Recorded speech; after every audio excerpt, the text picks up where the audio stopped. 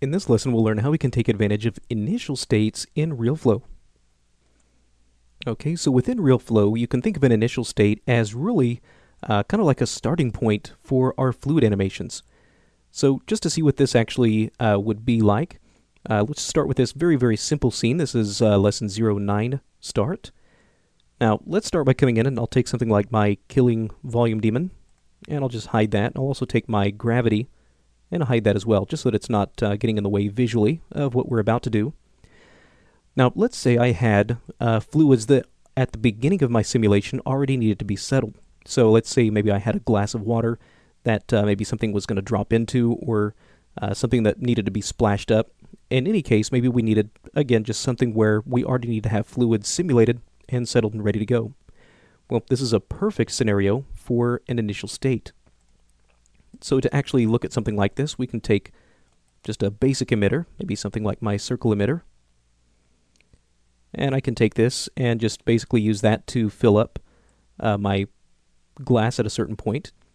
Now, once I have this relatively full, I can go ahead and take my speed and set that down to 0, and essentially just sort of let that settle out. Now, what you'll notice is that as I'm starting to simulate, my timeline is still moving, which means I'm still saving out cache files, essentially just burning up my hard drive space.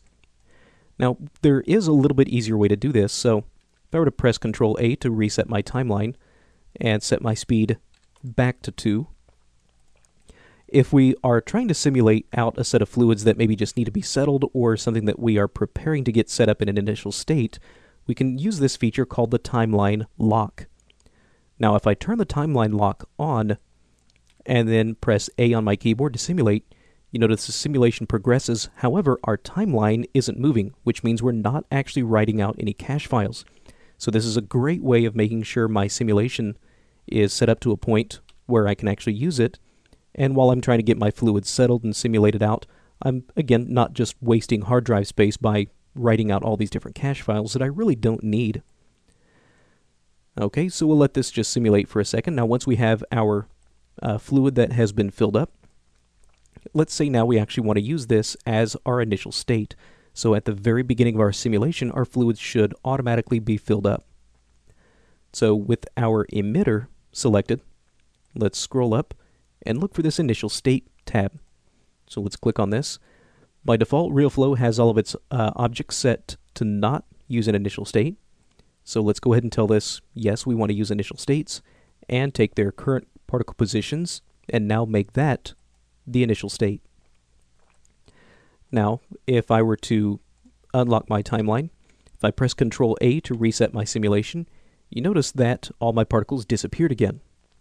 Well, this is something that is really, really important to keep in mind. Whenever you reset your simulations, all your particles get cleared out, including your initial states. Now, if I click on this little reset button and expand the little arrow next to it, we have an option that is set off by default, which is reset to initial state. Now, if I turn that option on, you can see now it's got this little checkbox next to it. If I were now to press Control A on my keyboard, you can see it will reset my simulation, but it will reset it back to my initial state.